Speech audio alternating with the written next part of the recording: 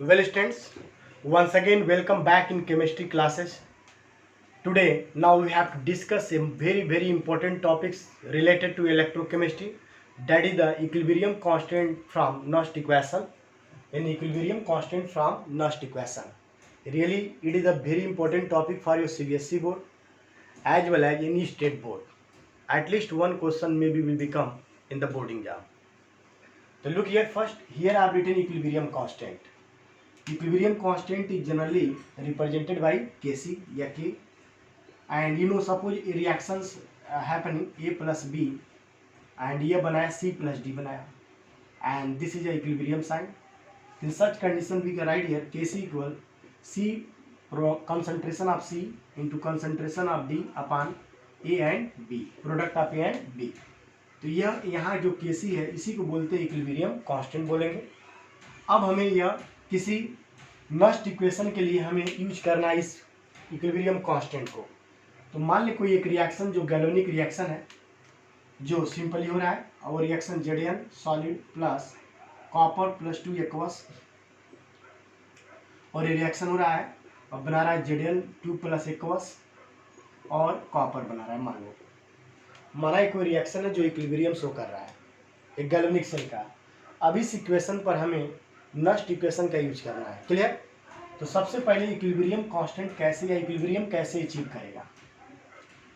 तो अगर देखा जाए, अगर इस सेल को अगर हम डायग्रामेटिक रिप्रेजेंट कर रहे हैं साल्ट ब्रिज के द्वारा, ये आपका जिंक, ये आपका कॉपर, ये कॉपर इलेक्ट्रोड, ये जिंक इलेक्ट्रोड वोल्टमीटर से कनेक्ट कर दिया. इसमें जिंक सल्फेट सॉल्यूशन है, इसमें कॉपर सल्फेट सॉल्यूशन है. इस वाले सेल में यह ऑक्सीडेशन हाफ सेल है. तो ऑक्सीडेशन हाफ सेल होने की वजह से जिंक जो इलेक्ट्रोड होगा Zn2 प्लस सॉल्यूशन में देगा, और यहाँ पर कॉपर 2 प्लस जो सॉल्यूशन का है वह इलेक्ट्रोड पर क्या हुआ डिपोजिट होगा, जिससे जिंक आयन का कॉन्सेंट्रेशन कंटिन्यूसली इंक्रीज कर रहा है और यहाँ पर कॉपर आयन का कॉन्सेंट्रेशन डिक्रीज कर रहा है. जब इसका कॉन्सेंट्रेशन इंक्रीज करेगा तो आप पढ़े भी हो किसी भी इलेक्ट्रोड का जो इलेक्ट्रोड पोटेंशियल होता है डिपेंड भी करता है कंसंट्रेशन ऑफ आयन या कंसंट्रेशन ऑफ सॉल्यूशन. अब जनरली कंसंट्रेशन इंक्रीज किया, जब कंसंट्रेशन इंक्रीज करेगा तो जो रिडक्शन पोटेंशियल है वो भी क्या करेगा, इंक्रीज कर जाएगा. So concentration of zinc ion will be increase. और जब कंसंट्रेशन भी इंक्रीज करेगा तो जाहिर सी बात है आपका रिडक्शन पोटेंशियल भी क्या करेगा, इंक्रीज करेगा. सो रिडक्शन पोटेंशियल भी होगा, ये भी आपका इंक्रीज करेगा. याद रखेंगे, बहुत इंपॉर्टेंट पॉइंट है. इसी तरह यहाँ पर concentration of copper ion will be decrease. क्यों डिक्रीज कर रहा है, समझ रहे हैं ना. इस तरह concentration of copper ion will B decreases. और जब कंसंट्रेशन डिक्रीज होगा देन रिडक्शन पोटेंशियल जो होगा ये भी आपका क्या करेगा बच्चों, डिक्रीज करेगा. पोटेंशियल ये भी आपका डिक्रीज होगा, याद रखे रहेंगे. और अल्टीमेटली एक ऐसा स्टेज आएगा जिसमें दोनों का रिडक्शन पोटेंशियल आपस में क्या हो जाएगा, इक्वल हो जाता है. समझ गए. और जब reduction potential of both half cell are equal, in such condition current flow will be stop. यानी at a stage the reduction potential of both half cell will be same. और जब यह सेम होगा then flow of current will be stopped.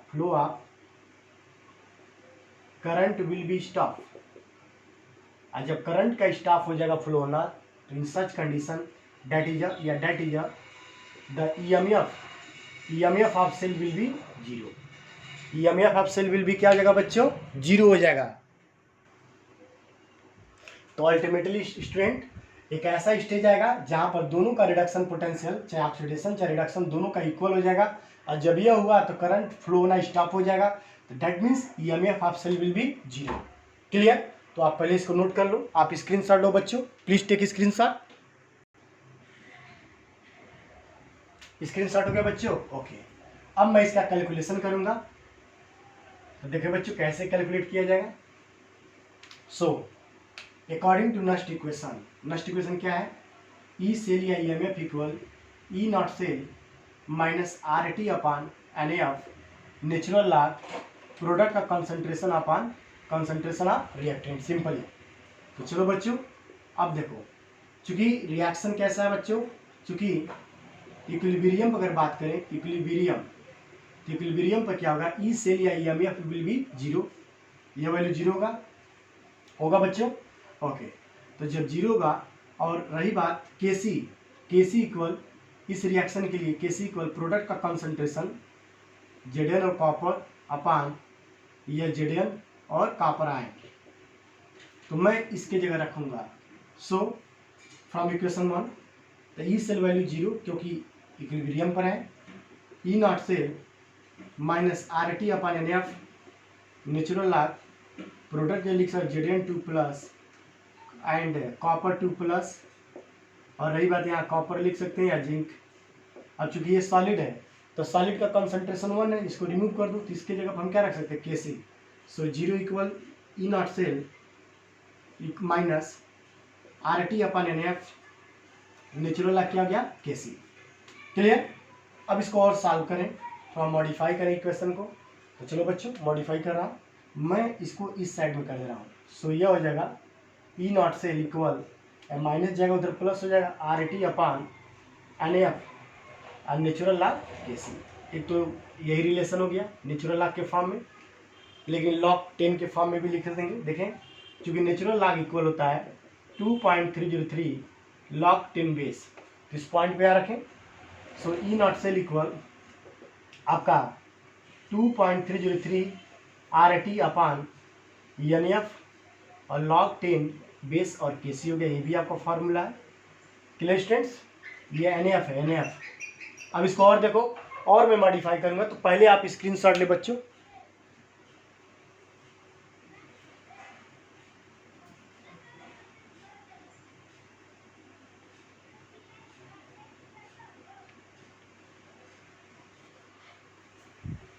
Okay students, अब इसके आगे देखिए, और भी मैं इसको थोड़ा मॉडिफाई कर रहा हूँ इस फार्मूले को।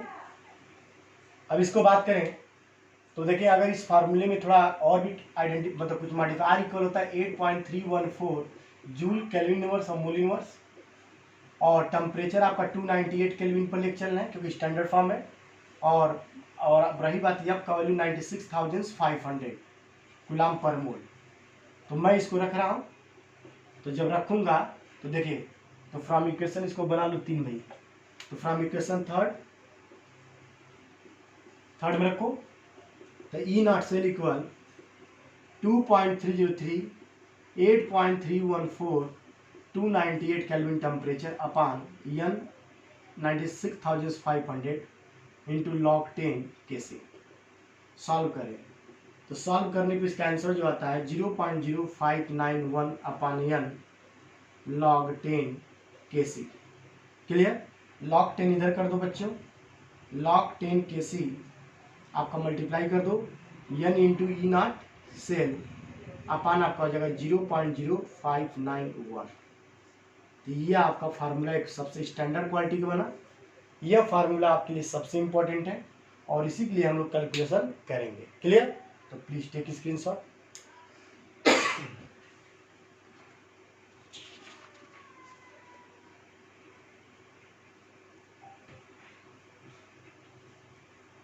ओके बच्चों, ओके, एक और इम्पोर्टेंट पॉइंट बता दें, इस तरह क्वेश्चन में मैक्सिमम केसेज में एंटी लॉग लेना पड़ेगा। तो चलिए देखिए, इसको भी समझो।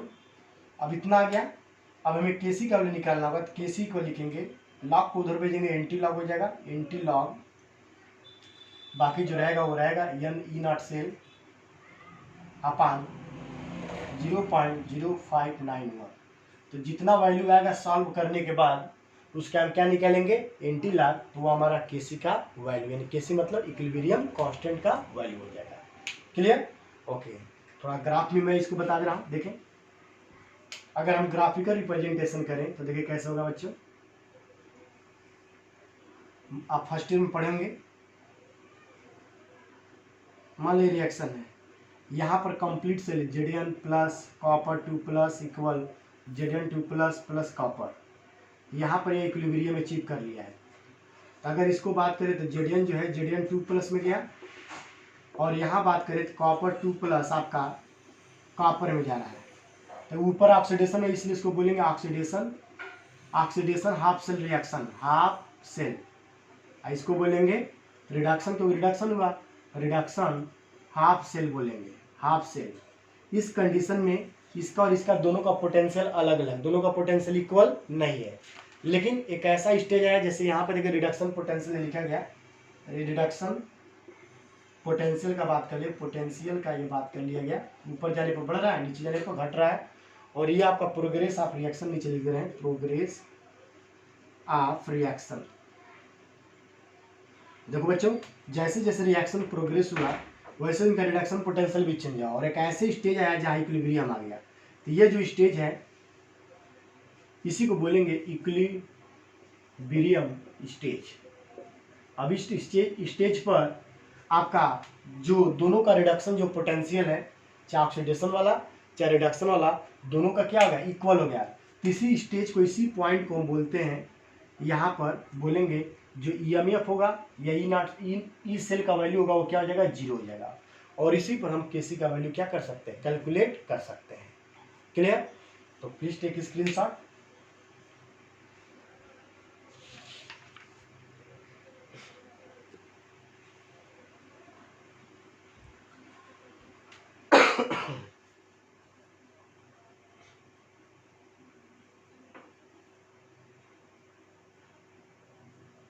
ओके बच्चों, ओके।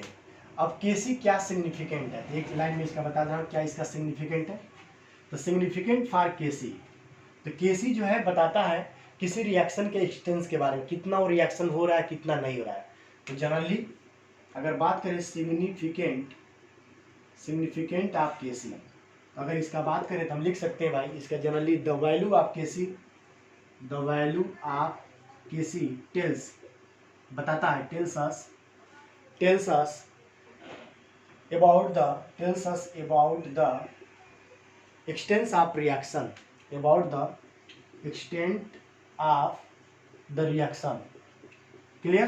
तो ये आपका सबसे मेन पॉइंट ये है, इसका मेन पॉइंट ये है, ये रिएक्शन के एक्सटेंस को बताता है कितना वो रिएक्शन हुआ कि नहीं। तो please note down.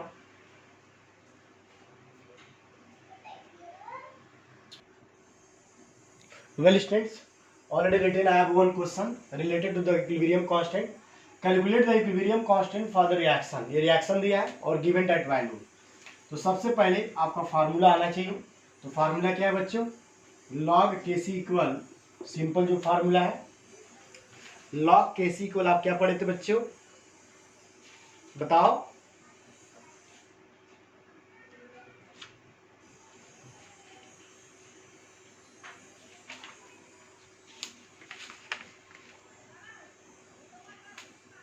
n E not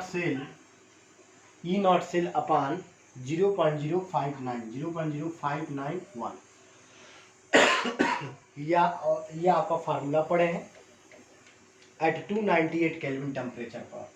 lakh Kc को n E नॉट सेल 0.0591 अपान करके। अब हमें क्या क्या चाहिए, n चाहिए। तो चलो बच्चों यहाँ बताओ कॉपर कितने इलेक्ट्रॉन लॉस कर रहा है, 2, तो n का वैल्यू 2 हो जाएगा, या सिल्वर का भी 2 होगा। ई नॉट सेल निकाल लें, ई नॉट सेल इक्वल होता है E not cathode minus E not anode. चलो बच्चों, कैथोड का मतलब रिडक्शन। तो अगर इस रिएक्शन में देखा जाए तो कॉपर का ऑक्सीडेशन हो रहा है, ऑक्सीडेशन, और सिल्वर का क्या हो रहा है, रिडक्शन हो रहा है। सो रिडक्शन वैल्यू सिल्वर का हो गया 0.80 दिया है, माइनस कॉपर मतलब एनोड, एनोड मतलब ऑक्सीडेशन, कॉपर का ऑक्सीडेशन वैल्यू 0.34 वोल्ट। अब इसको सब्ट्रैक्ट कर दो, तो सब्ट्रैक्ट करेंगे तो 0.46 वोल्ट आएगा ई नॉट सेल का वैल्यू। अब ये सभी वैल्यू रख दो बच्चों। तो log Kc इक्वल n का वैल्यू 2, ई नॉट सेल का 0.46 अपान 0.0591। अब इसको सॉल्व कर दें। तो log Kc इक्वल, इसको सॉल्व करने पर नियरली जो आंसर आएगा आप लोग लगाइएगा, मैं डायरेक्ट लिख रहा हूँ 15.56 15.56 है और भी इसमें ऐड करना पड़ेगा 5668, ये आपका आएगा लॉग केसी का वैल्यू। अब यहाँ पर लेकिन क्वेश्चन में क्या पूछ रहा है, इक्विलिब्रियम कांस्टेंट यानी केसी, यहाँ पर लॉग केसी है, तब इसका क्या लेना पड़ेगा, एंटी लॉग। तो मैं आपको बताऊंगा एंटी लॉग कैसे निकाला जाता है। तो पहले आप नोट करो बच्चों, पहले आप स्क्रीनशॉट लो।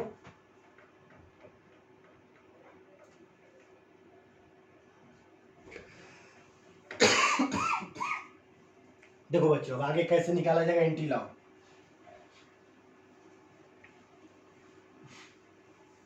तो लॉग केसी इक्वल 15.5668 है, तो लिख सकते हैं केसी इक्वल एंटी लॉग 15.5668। तो सबसे पहले हमें कैसे एंटी लॉग निकालना पड़ेगा, ध्यान दो, वैसे वैल्यू दिया रहेगा लेकिन आप समझो। मान लो एंटी लॉग 15.5668 का निकालना है, तो सबसे पहले डेसिमल की इधर देखा जाता है, कितना लिखा, जो डिजिट लिखा 15 है, तो 10 पावर 15 प्लस 1 कर दो, इंटू जितना डेसिमल की इधर रहेगा उसका 10 टू पावर उतना करेंगे, प्लस 1 ऐड कर देंगे। बाकी जो एंटी लॉग टेबल है, 56 दो डिजिट का लिया था है, 0.56 का किस में देखेंगे, 6 में देखेंगे। यानी अगर हम बात करें एंटी लॉग टेबल का, तो देखिए बच्चों पहले समझना जरूरी है, तो एंटी लॉग नहीं निकाल पाएंगे। तो देखिए ये एंटी लॉग टेबल है यहाँ पर, और हमें देखना है इसका, तो हो गया भाई 10 टू पावर 15 प्लस 1। अब 56 का 6 में देखेंगे। अब इसमें दो चीज़, एक मीन डिफरेंस होता है और एक कॉलम है। तो देखो यहाँ पर, यहाँ 56 आपको दिखाई दे रहा है इस पॉइंट पर, अब 56 का आपका देखेंगे किस में, 6 में देखेंगे। देखिए 56 का 6 में, तो 56 का जब 6 में देखेंगे, तो 6 में देखने पर इसका जो वैल्यू आ रहा है 3681। अब यहाँ एक और पॉइंट, यहाँ पर 8 भी है, तो 8 जब है तो इसका मीन डिफरेंस, इसका मतलब होता है 8वां खाने में, यहाँ देखो मीन डिफरेंस लिखा है, यहाँ पर 8 नंबर वाले में 8 देखिए 8 वाले में देखेंगे इसके सामने, यानी 56 के सामने। तो 56 के सामने जो 8 नंबर दिख रहे हैं, ये देखिए आ रहा है आपका 7 आ रहा है। अब इसमें 7 ऐड कर देंगे, अब जो आया उसको ऐड कर दिया गया, तो 7 1 8 आपका 6 और ये 3 हो गया। अब ये सब डेसिमल में, क्योंकि सब में पॉइंट के उधर देखो इसलिए पॉइंट लगा देंगे। सो 0.3688 आ गया। अब इसको लिख सकते हैं चाहे तो 0.3688 इंटू 10 टू पावर 16 या 3.688 इंटू 10 टू पावर 15। तो यही आपका आंसर होगा। सो केसी वैल्यू आ जाएगा 3.688 इंटू 10 टू पावर 50। तो ये आपका इक्विलिब्रियम कांस्टेंट हुआ। जैसे कैसे एंटी लॉग देखे ये मैं आपको बताया, और इस क्वेश्चन के लिए जो अभी लिखा गया था उसके लिए आंसर होगा 3.688 इंटू 10 टू पावर 15। यह इक्विलिब्रियम कांस्टेंट हुआ। Clear? Okay, please note down.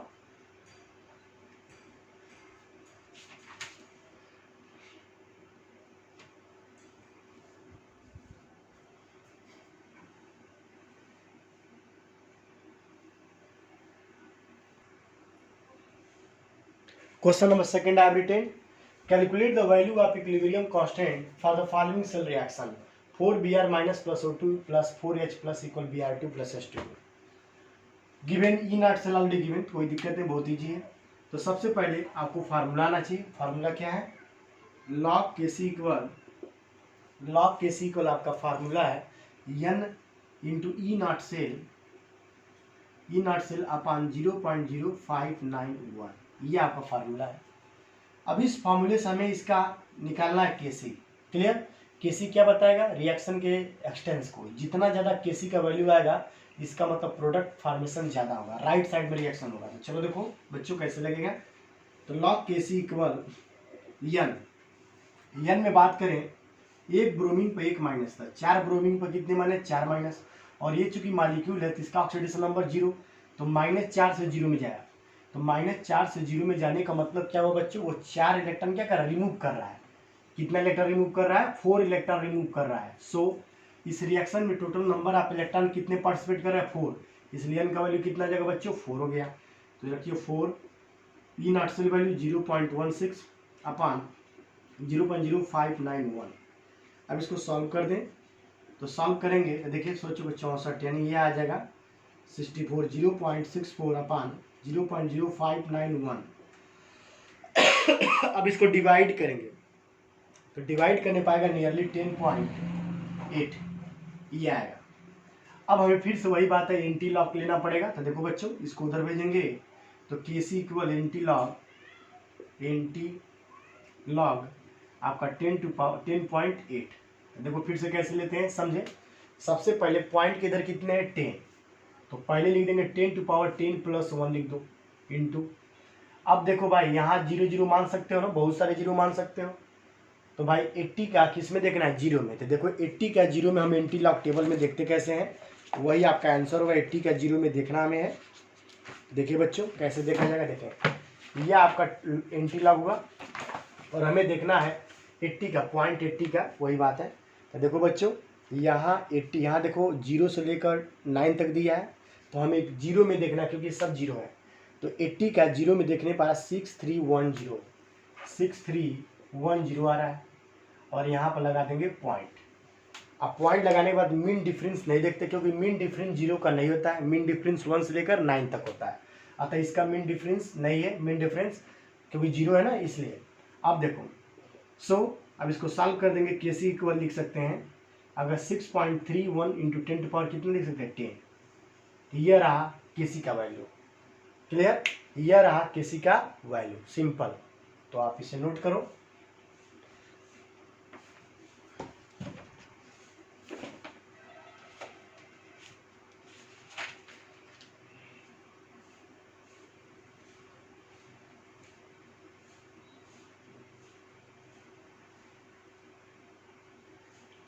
अब मैं अभी आपको बोला हूँ के सी क्या बताएगा भाई, के सी बताएगा रिएक्शन के एक्सटेंस को। के सी का वैल्यू जितना ज़्यादा आएगा, तो आप पढ़े हो के सी इक्वल क्या, प्रोडक्ट का कंसंट्रेशन ऑफ रिएक्टेंट। तो बताओ के सी कब ज़्यादा आएगा बच्चों, जब पी का वैल्यू ज़्यादा आएगा। अब पी का वैल्यू मतलब प्रोडक्ट का वैल्यू ज़्यादा होगा। तो प्रोडक्ट का वैल्यू ज़्यादा, मान लो अगर ए से बी जा रहा है और बी से सी आ रहा है, तो अगर इसका वैल्यू ज़्यादा बढ़ाना तो रिएक्शन किधर जाना चाहिए, राइट साइड में, यानी राइट डायरेक्शन में ज़्यादा डिफ्लेक्टेड होगा, ज़्यादा उधर की ओर जाएगा, जिससे बी का अमाउंट ज़्यादा से ज़्यादा प्रोडक्शन होगा। तो सिंपली समझ लो के सी का वैल्यू वैसे ही ज़्यादा लार्ज जा रहा है, इसलिए इस रिएक्शन में प्रोडक्ट जो Br2 और H2 होगा ज़्यादा से ज़्यादा फॉर्म्ड होगा। क्लियर। तो बहुत सिंपल इक्विलिब्रियम कांस्टेंट, आप इस पर बहुत सारे क्वेश्चंस आपके बुक में दिए हैं, सॉल्व करेंगे और इसके बाद से जो नेक्स्ट वीडियो अपलोड करेंगे वो आपका गिब्स फ्री एनर्जी आपसे रहेगा। तो आपसे फिर से request, one time again I am requested to you, please subscribe my channel, watch complete, यानी कंप्लीट मतलब इनिशियली से लेकर इंड पॉइंट तक इस वीडियो को देखें, तभी आपको क्लियर समझ आएगा। तो okay student, thank you very much for watching my YouTube channel.